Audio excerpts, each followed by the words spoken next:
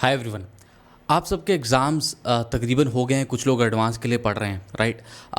But जो major step अभी आपको देखना है वो है राइट कॉलेज, राइट ब्रांच, आपके गिवन रैंक्स के ऊपर, राइट।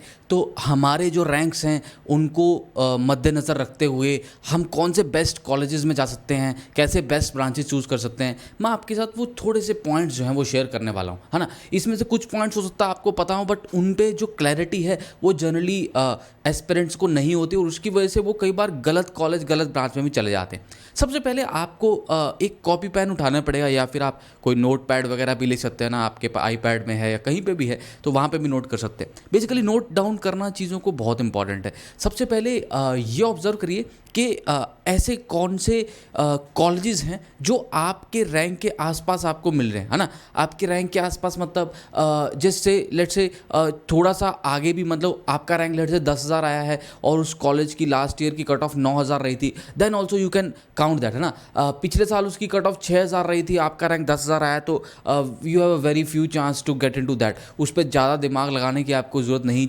पड़ेगी। तो आपके रैंक के आसपास कौन कौन से कॉलेजेस हैं, कौन कौन से ब्रांच हैं, वो आप देखें और उनमें से वो सेलेक्ट करना शुरू करें जिस जिस कॉलेज में आप फलानी फलानी ब्रांच कर सकते हैं।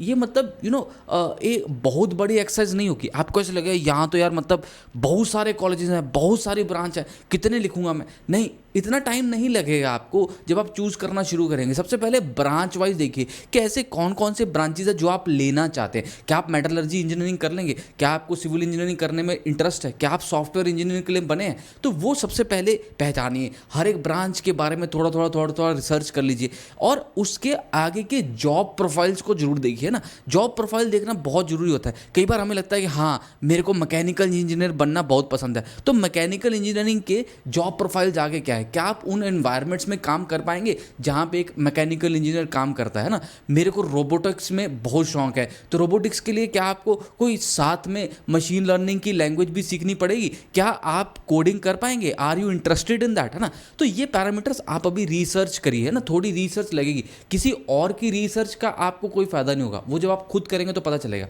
ऐसा करके कुछ कॉलेजेस, कुछ ब्रांचेस आपकी शॉर्ट लिस्ट होंगी, ठीक है, जिसमें आप जाना चाहते हैं और जिसमें आपका रैंक बना भी है, आपको चांसेस है मिलने के। अब आपको क्या करना है, अब आपको ये देखना है कि उन उन कॉलेजेस में जो वो ब्रांचेस हैं उनके प्लेसमेंट रिकॉर्ड्स कैसे हैं, है ना। कैसी प्लेसमेंट हो रही है उन ब्रांचेस में, क्या पैकेजेस मिल रहे हैं, are you happy with those packages, will you be able to work at those packages in those particular companies जो वहाँ पे रिक्रूट करने इस साल आई हैं या पिछले साल आई हैं। बहुत ज़्यादा पुराना डाटा मत उठाइएगा, ठीक है, कोविड वाला डाटा भी नहीं उठाएगा, इस साल का उठाइए, पिछले साल का उठाइए, दैट इज़ ओके।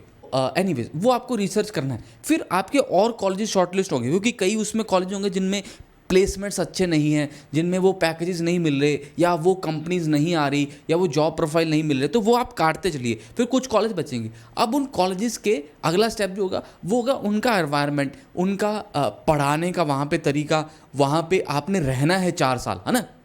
4 साल आप जीवन के स्ट्रेस में तो नहीं रह सकते ना, ऐसे एनवायरनमेंट में नहीं रह सकते जिसमें आपको पसंद नहीं है ना। बात समझ में आ रही है। मान लो आप लेट से एक पर्टिकुलर स्टेट में रहते हैं, वहाँ का एक कल्चर होता है, आपके रीजन का एक कल्चर होता है, क्या आप उस कल्चर में जाके वहाँ पे रह पाएंगे, या और उसके कंपैरिजन में कोई और कॉलेज है कि जो उसके बराबर है और वहाँ पे आपको वो कल्चरल बेनिफिट भी मिल रहा है, ठीक है। जाना पड़ता है कई बार, मैं मानता हूँ दूर भी जाना पड़ता है अच्छी ब्रांचेस करने के लिए, अपने घर से दूर जाना पड़ता है और डिफरेंट कल्चर में भी रहना पड़ता है, ठीक है। तो कई बार हमारा जो क्या होता है ना कि वो हमारा नेचर हमें चेक करना है कि हम क्या एक्सपेक्ट कर रहे हैं वहाँ पे और एक्चुअल में वहाँ पे है कि नहीं है। आप अपने शहर में उन बच्चों को ढूंढ सकते हैं, उन सीनियर्स को ढूंढ सकते हैं जो शायद उन कॉलेजेस में गए हों, उनसे जाके मिलिए, उनसे बातचीत करिए, ठीक है। अगर आप वैसा कर पाएँ, अगर वैसा नहीं कर पाएँ तो उनको सोशल मीडिया पे ढूंढिए, आपको मिल जाएंगे। आप उनको भेजिए, जो भी आप मतलब फ्रेंड रिक्वेस्ट जो भी आप भेजते हैं ना, मैसेज करिए उनको। 8 10 15 लोगों को करेंगे, कोई 2 3 लोग तो होंगे जो डेफिनेटली आपको रिप्लाई करेंगे और हेल्प आउट करेंगे, ठीक है।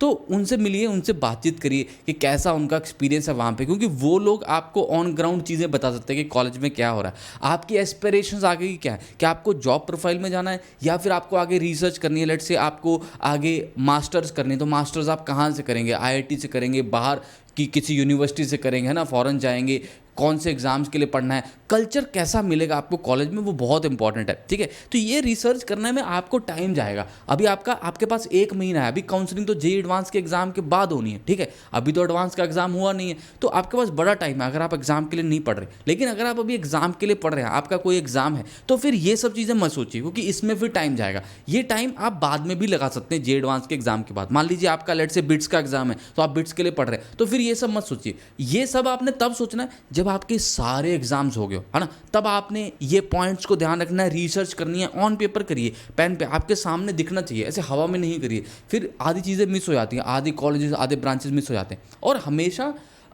अपने आप को ना आज से लेट से 10 साल बाद का सोचिए, है ना। अगर आप आज सोचें ना, तो आज के 4 साल बाद आपकी डिग्री हो जाएगी, उसके अगले 6 साल आप इस पर्टिकुलर कंपनी में ऐसी प्रोफाइल करोगे। Will you be happy with that? Difficult है, आंसर ढूंढना डिफिकल्ट है, लेकिन इम्पॉसिबल नहीं है। थोड़ा ध्यान करेंगे, ध्यान से सोचेंगे, मन को पूछेंगे, पेरेंट्स से बात करिए, what are their expectation, what are your expectation, वो कॉमन इंटरसेक्शन हर एक चीज़ की इंटरसेक्शन निकालेंगे, तो आपके पास कुछ ही गिनती के कॉलेज बचेंगे जिनमें फिर आप अकॉर्डिंग टू योर प्रेफरेंस, आप वो जो प्रेफरेंस लिस्ट भरते हैं ना, तो वो कर सकते हैं। तो ये सब आप पहले कर लेंगे, जब भी आपके पास टाइम हो तब आप ये करिए। उससे क्या होगा कि जब लास्ट में आपको प्रेफरेंस लिस्ट पढ़ने के लिए टाइम मिलेगा, तो हड़बड़ी में आप आगे पीछे ऊपर नीचे नहीं करेंगे ब्रांचेस को ना। तो थोड़ा सोचिए, रैशनली सोचिए, लॉजिकली सोचिए, है ना। मैंने जैसे आपको क्या बताया, आप ब्रांचेस देखिए, कॉलेजेस देखिए, कल्चर देखिए, प्लेसमेंट रिकॉर्ड्स देखिए, वहाँ का एनवायरनमेंट देखिए। ये जो पैरामीटर्स हैं वो बहुत इंपॉर्टेंट हो जाते हैं, और इन सब पे आप अगर ध्यान रखेंगे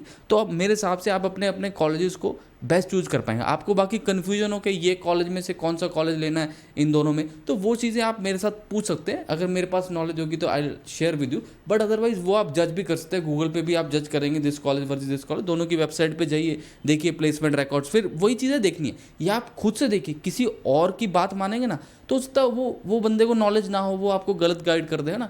तो don't take your career decision based on just the other persons advice. अपना खुद का भी लॉजिक लगाइए, हर एक के मन में एक लॉजिक होता है, वो लॉजिकली सोच सकता है, तो उसको यूज़ करिए और देखिए आपके लिए कौन कौन से बेस्ट कॉलेजेस रहेंगे, कौन सी बेस्ट ब्रांचेस हैं जिनमें आप अपना करियर बनाना चाहते हैं। कोई भी हेल्प चाहिए हो तो do comment below and connect with me. Thank you, all the very best.